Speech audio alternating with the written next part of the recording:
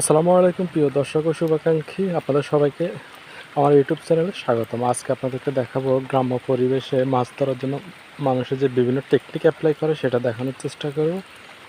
এই দেখেন, নেট দিয়ে রাখছে কীভাবে মাছ আটকানোর জন্য।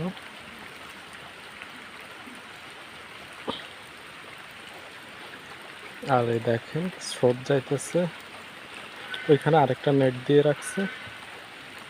দেখো এখানে পানির স্রোত যাবে এবং সেই সাথে মাছ বাইর হবে। মাছ বাইর হওয়ার পরে ওইখানে আরেকটা নেট দেওয়া আছে, ওই নেটে মাছগুলো আটকিবে। তো চলুন, সর্বশেষ এখানে মাছগুলো এসে এই নেটের মধ্যে আটকিবে এবং এখান থেকে মাছগুলো ধরবে আর কি।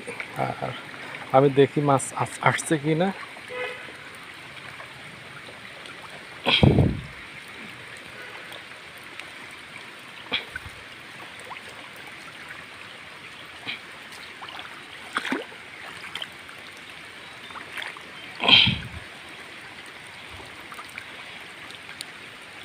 এখনো আসে নাই, আসবে একটু পরে।